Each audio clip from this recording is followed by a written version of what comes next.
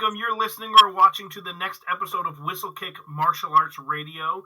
And today I'm joined by Tashi Mark. Mark, how are you doing today? I'm doing super wicked, awesome, great. That's swag. Wow, super wicked, awesome, great swag. Oh, I like that. That's good. We are here to chat about stuff, but we don't know what that stuff is yet because this is our next installment of Martial Thoughts, where we come in without a plan and we just kind of wing it and just talk martial arts and have a nice conversation. But before we get there, I want to make sure to let all of our listeners and perhaps viewers know, because you could be watching on YouTube. I certainly hope you're watching on YouTube. If you did, you would know what I'm holding up right now. But you only know if you're watching on YouTube. If you are on YouTube and you found out the thing that I'm holding right now, please go to like and subscribe, hit the notification button so that we can make sure that you get notified of every episode as it comes out. It really, really, really helps our algorithm. In fact, if you love the show and you only listen on audio, maybe do us a favor. Go to YouTube and like and subscribe and hit the notification bell anyway. You don't have to actually watch it on YouTube to subscribe to our channel, and it really does help our algorithm. But whistlekickmartialartsradio.com is where you can go to find out all of the stuff about this episode and every episode we've ever done. You can find show notes and transcripts. You can also, at that website, you can subscribe to our exclusive newsletter where you will get notified of each episode as it comes out. And we're gonna throw some extra stuff out there too. So be on the lookout for that. But this podcast is but one small piece of the Whistlekick puzzle. You can go to whistlekick.com to find out all of the things that we do, whether it's events like I'm wearing a free training day t-shirt here. We host free training days throughout the country. Maybe you want to attend All-In Weekend. Maybe you are a school owner and you want to join Whistlekick Alliance. Maybe you want to just buy a t-shirt. Maybe you just want to buy a book. All of that stuff you can find at whistlekick.com. And if you use the code podcast15, you can save yourself 15% off of almost everything. And lastly, if you do want to support the show, obviously I mentioned you can like and subscribe on YouTube, but you also can share this episode with friends, or you can join our Patreon, patreon.com/whistlekick, and help support the show financially. It would really mean a lot to us to have your support. So, Tashi Mark, we are here to just hang out and chat. So I'm curious, how are you doing besides swag? What's going on in your life these days? How are things with the school? School's going great. We're getting ready for summer, getting ready for camps. Have 5 weeks of camps this year, which is going to be amazing because I get to spend much time in the sun. As you can see out the back window, the sun is shining in here. It's another beautiful day. It's up to like 70 something already. I'm happy. I'm so happy it's up. Yeah. Had a little bit of rain, so this is good. Life is good. So let's talk about weather for a second. I know it's so cliche. Let's talk about the weather. So what's your ideal temperature for training in? Do you prefer to sweat when you're training, or just stay a nice constant temperature? Would you rather train in the cold? I like it right around 70 degrees, 65 to 70 degrees. If it gets around 75, my thoughts tend to dissipate, at least until I get acclimated, which would be like mid-August. So when it gets above 75, I can start kind of move, but not really. So right around 65 to 70 is the best. I can keep moving. 70, I can start to stretch. I get the body nice and warmed up. So that's a good thing. So when you're an executive like myself, you want it a little bit warm so you can stretch out, not too cold, not too hot. I'm kind of like Goldilocks in the 3 degrees of weather. Just right. Right. So, I mean, I know of instructors that really like hot, and they want their students to really sweat and get a good, a good sweat, which some would call a good workout. I would argue you can sweat a lot and not be doing much depending on the temperature. Mm-hmm. But they have made it a point to not have fans in their schools or not have air conditioners. And if it's hot, you just train, and that's just the way it is. What are your thoughts on that? Well, there's two sides to this. Actually, there's many sides to this. It really should not affect the martial artist, and I'm going to put that phrase in air quotes because as an American, as a martial artist, it should not affect you as a higher rank martial artist. I was on a trip to the Philippines a few years back. From there, we went to Indonesia, where it was actually warmer. It was like 80s in the Philippines, 100 in Indonesia. So we had to go back to the Philippines after that, and felt cool. It was like 80 degrees, felt cool. So it's all it's all kind of introspective on the heat.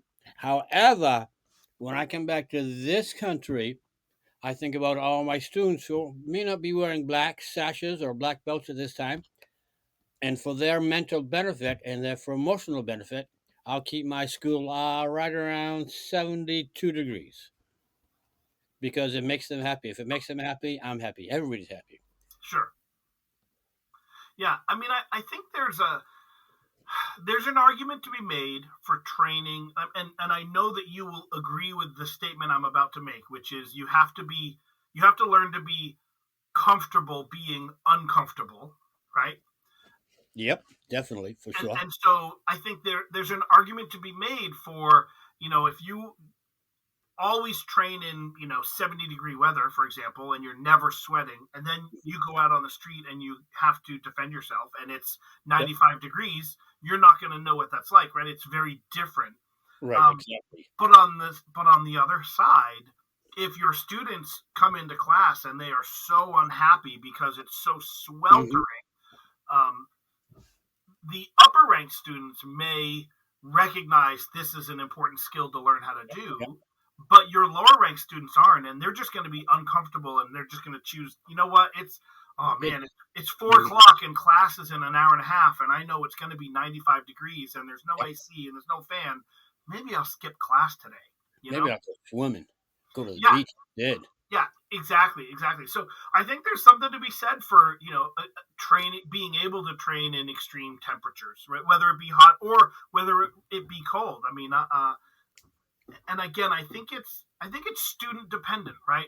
Have you ever taken your students, whatever rank, outside in the cold to train outside when it's really, really cold out? Well, I'm going to be quite honest, quite frank, and say no. Mm-hmm. And there's actually a reason I say no, because I was in the United States Infantry back in the 80s, and I did cold, I did hot. So when I go camping now, I usually go into a hotel room somewhere. Yeah. However, it's all up to extremes. I will go and do it. I go out in the woods every day. I try to get out there every day. Sometimes when it gets real cold, it's like eating the bitter, as they would say in China, eat the bitter. However, I remember one time I was in Korea in the service, and we're standing on top of this mountain in the middle of winter. I'm sitting there doing this, and my buddy's sitting over there sleeping. I'm like, how can you sleep? He looks up and goes, "You haven't been to Alaska yet, have you?" I'm like, "Well, nope." So always can be better, always can be worse. We want to have the kids eat just enough bitter to make them used to it, but not too much to make them bleh. Yeah. Yeah, I would agree. I have never been in a school that has done that, but in the, and I could be wrong, I could be mistaken with the word I'm going to use, but I think in the Japanese culture, it's gashuku, which is a training at a specific place, like usually outdoors, and so you would do a gashuku training like on the beach in the water, for example, or you always see movie montages of people. A great movie out there, best of the best. That's right? That is my favorite. I know, right? But the Korean team goes outside. They're training outdoors in the winter. They're running through the snow. They're doing this training at the waterfall. Like, I know schools that do that sort of thing, and I've never been a part of it. And I think it's, again, there's a lot of things to be gleaned from training in locations like that. But again, I feel like the lower ranked students might not get as much out of it. They might just see it as being, I'm uncomfortable because it's cold outside. And obviously you have to, as an instructor, you have to be safe, right? Yep. Yep. You know, Yep. you can't have people barefoot outside in the snow for hours on end because Right. that's unsafe. But I think there's, you know, that kind of a cool, no pun intended, would be a cool thing to do every once in a while. Once in a while is good. I like to think of, well, when first of all, when I take when I my one of my students sent for the black sash, it's all outside. Usually we do in September. We had to actually do in September because a couple of Julys got really too warm, so I've moved it to September, so it's a little better. But we have mud, we have water, we have all kinds of stuff. So that's a really entertaining weekend right there. But Hmm. it's good. Now, as far as the other students getting outside, I like them to get. In fact, I encourage them to go outside, do something outside all the time. My adult students, with their varied occupations, half the time they're all outside anyways doing stuff, or Mm. they're doing this or that. So there's quite enough attention paid to the outside, I believe. So they're here like 2 or 3 hours a week, so I can keep them inside, warm and dry and cool and warm in the winter, so we can all be smiling. Yeah. You know, one of the things that I've done, and I've talked about it on the show occasionally, and you have been a part of it, so I know you know about it. But my 100 days of doing forms, Hmm. and when I started that, I would do a lot of my forms in the same location. Like I would, Right. you know, I would be in my home dojo out back, and I'd be in there, and it's a nice flat area with mats, and I'd do my form, and I'd post my video. But I saw a lot of other people doing theirs in different locations, and I thought, oh, you know what, I'm going to do the same. And there is something to be said for doing your forms in just out in my backyard on the grass where it's not 100% level. You know, it definitely changes how you move, and I think that's a valuable skill to gain as well. I agree 10,000%. There's nothing like going on Facebook and seeing one of your great friends doing a form in a kilt on a big rock. That was made my day right there. That was a couple of years ago, I think. But that was Yeah, you. Oh, yeah, that was you. But that was outstanding. A lot of times I'll be in the woods doing this, that, the other.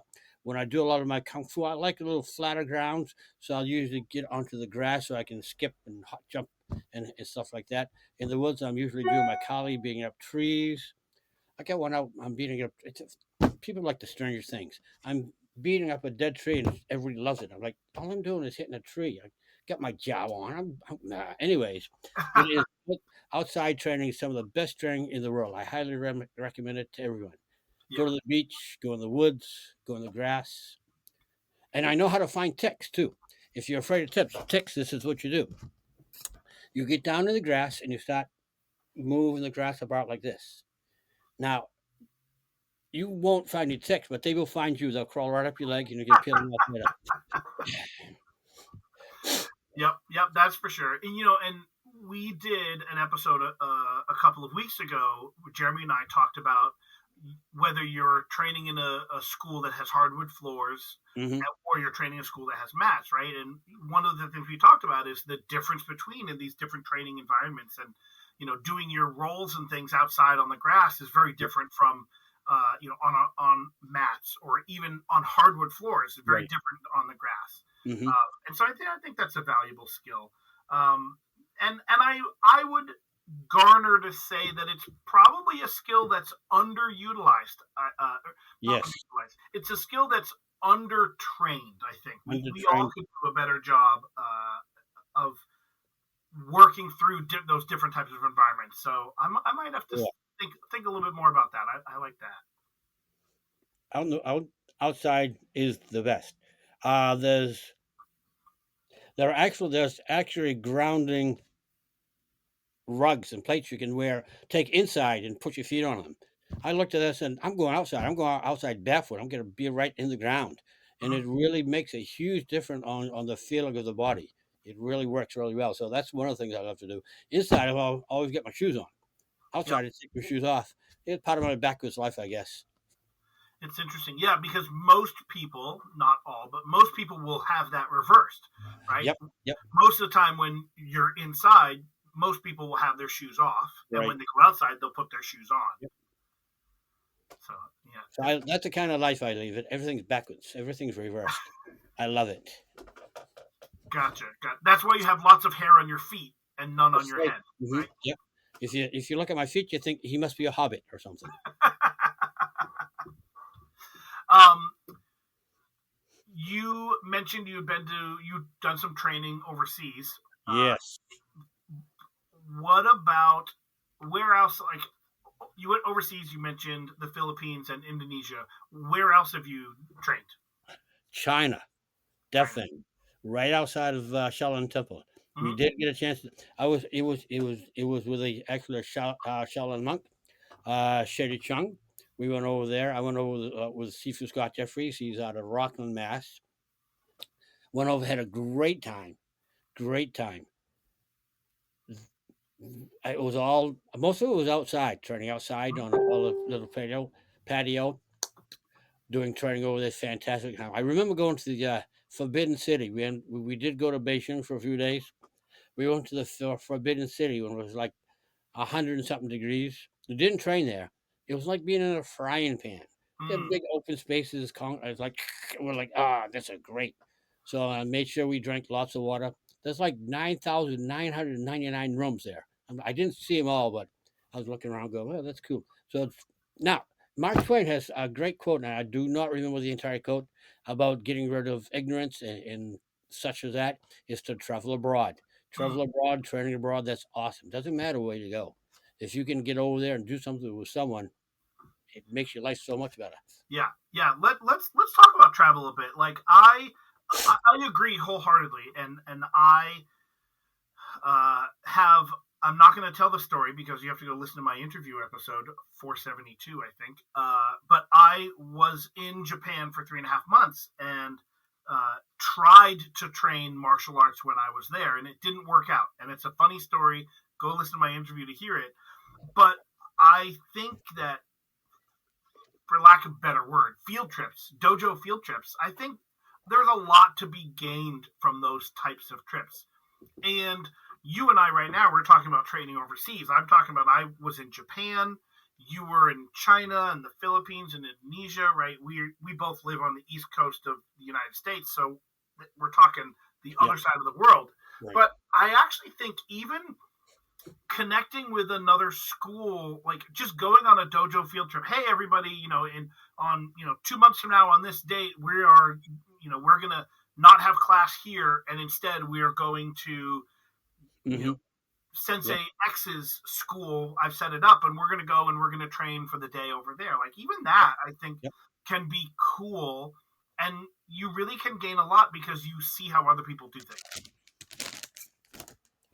I agree wholeheartedly. I'm going to put a plug in there for free training day, Martial Summit, because I'm going to bring my teaching staff, my demo team, my teaching staff up there with me, because I think that's probably encompasses the most of really good martial artists, really good feel in one setting. It's like boom, everything's there. It's and I love the city of Keene. I know you're up in Keene somewhere. Do love that city because it's just about right.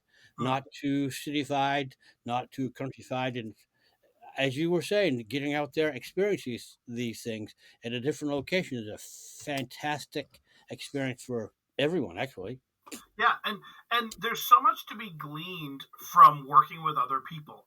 And obviously as an instructor, you want to, for lack of a better word, vet where you're bringing your students. Obviously it's going to be a school that an instructor that likely. But how many people listening or watching right now, like they go to they go to class and they have sparring class or whatever, and you've sparred with every single person there, and you know exactly what, for the most part, like, oh, this hmm person does these types of things and this person does this, and like, so you understand what people are going to do to some yep, degree. yep, But when you go and visit another school, you're working with new people, and that's not to say you're going to other schools and sparring, yep. but just working with other people can be really cool. And then you can do the reverse, where maybe a few months later that school sends students to your school to work out, and now those students are getting to work with you guys in a different environment. And I just think building those relationships and within other schools can be really valuable. And Mm-hmm. that's not to say that traveling overseas isn't valuable as well, but I think that's different. I think, Right. when you get to travel, when I travel, for example, I live in Keene, and Yep. when I was with my last school, we did a dojo field trip to a martial arts school in Newport, Newport, New Hampshire, which is like an hour or so Mm-hmm. away. Yep. But it was a completely different school, and it was great, and we learned a lot. Right. But if we were to have gone to Okinawa, we would have learned Yep. different stuff, but you would get more Yep. culture, right? You get to learn a little Yes. bit more because you're in a different environment. I'm an hour away, the culture is not any different. Right. Definitely. Well, I don't know. I get up around Keene. Culture changes from down here in Mass. I'm telling you. So it is a culture shock to me, anyways. But that's the magic of martial arts. One of the magic aspects of martial arts. You go to a different school. You get introduced to these different people, and all of a sudden you build more camaraderie, and you will learn something. No matter where you go, school you go to, you will learn something. It's like that old adage of the mountain. All paths lead to the top of the same mountain. It doesn't matter what path you're on. If you're going up the mountain, you're all gonna get to the top sometime. Yeah, yeah. Same top. Yeah, and I first heard that analogy from Jesse Enkamp, actually. Yep. And that, at the base of the mountain, judo is really Mm-hmm. far away from taekwondo, but as you get going up the mountain, you're close to the top. The distance between is much closer. So Right. I would agree with that. It doesn't matter. It doesn't have to matter what style it is, Yep. Yep. But I think it's good working with other people. I think there's a lot to be learned there. That's good. Let's see what else is going on. What else can we chat about? You mentioned you have a demo team and Yes. your teaching staff demo team. What sort of events do they go to, and what made you decide to have a demo team? Oh, demonstration teams are fantastic. They're good for morale at school. They're good when I go places in town. If I bring the demonstration team, people say, ooh, ah. So, and it keeps me on my toes. These guys keep me on my toes. They say, all right, let's get this going. I'm like, okay, we'll get this going. So we're the demo team wherever I go. They go to different tournaments too.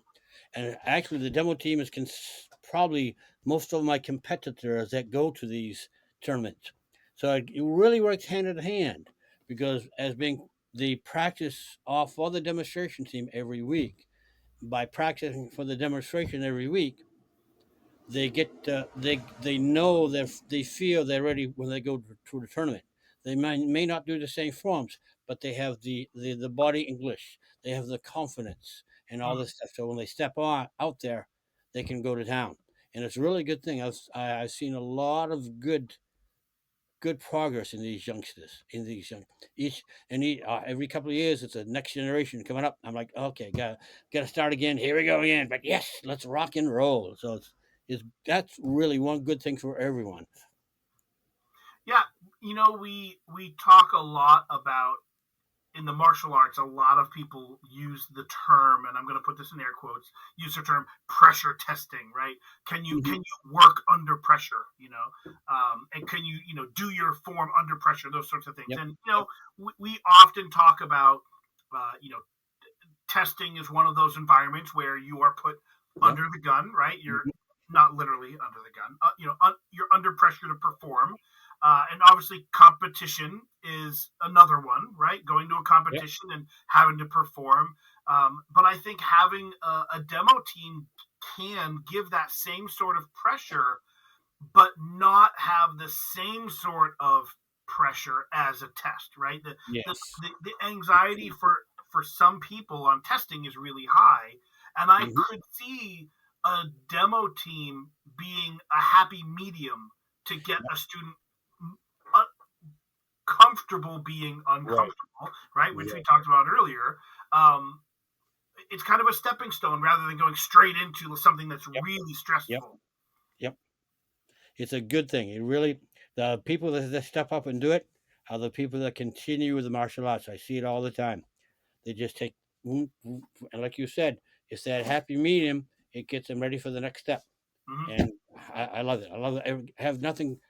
I have everything, every kind of goodness to say about these people on the demonstration team. They're all my instructors. They're all part of the demo team. They all go on to tournaments. So perpetual goodness, more magic with the martial arts. Well, we're trying to bring as much magic to as many students as we can. So this is true. This is very true. excellent. Well, Tashi, this has been a lot of fun. This has been a lot of fun. I'm enjoying this. I'm also noticing a lot of weapons on the wall behind you. So here's a question. Yeah, if you're watching, you'll get to see them. Do you have weapons in your school that never get used? Oh, he's thinking. Well, I got to put that this way. It's kind of like boys and their toys. Mm-hmm. These are my toys. Sure. Although I take it it's not like playing with a little dump truck. These are serious weapons that can injure me. Sure. So I have to be a little more cognizant. But yeah, they're my toys. So Mm-hmm. I'm always playing with all my toys. Any weapon that doesn't get used, I don't think so. Nothing just hangs on the wall. They all come down sometime. Yep. Yep. And how important is weapon training in your school? The low ranks, well, I do Takiti Terza Kali as well. The lower ranks will learn this because one thing it does, teaches them their blade line, which is right along these knuckles. If they can learn the blade line when they start doing some more kung fu forms, that blade line's going to naturally be there. When I took my trip to China, I had been doing some Kali for a long time, for a couple of years anyways, and the Shiri Chan gave us all broadswords to work with. I'm starting. He kind of corrected everybody else with the basics. He looked at me and goes, because basics are basics, Yep. and they Yep. cross all lines. I say I teach martial arts in my school. At the higher ranks, it's mostly kung fu. At the lower ranks, you can find some silat, some kali, and other things. But like I said, it all comes together at the end. The basics are the solid foundation build a good house. Ooh, I'm gonna have to remember that. I'm gonna write that one down. Well, if you forget to write it down, you can always go back and listen to this episode. Good idea. I will do that.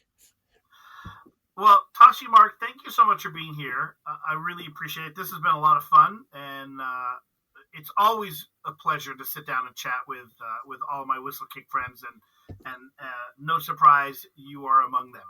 Well, thank you very much. Much appreciated. Absolutely. And for all of you watching or listening, again, don't forget to hit the like and subscribe button. If you're watching on YouTube, hit the notification bell. It really, truly does help the algorithm. You know, it's all driven by the bots. The bots drive everything these days. So help us out, please. You can also go to whistlekickmartialartsradio.com, sign up for our exclusive newsletter. You can find transcripts. Maybe Tashi Mark, if you can't remember what that quote was you said, you can go back into the transcript and read it and say, oh, that's what I said. That's right. Or you can go to whistlekick.com to find out information on all of the events that we do, all of the product that we sell. Maybe you want to learn about Whistlekick Alliance for school owners. Or maybe you want to go to patreon.com/Whistlekick to help support the show financially, because believe me, we've got over 1,000 episodes which we deliver to you for free, and we really could use your support to help us out and help make this show happen. So until next time, train hard, smile, and have a great day. a great day. Yeah.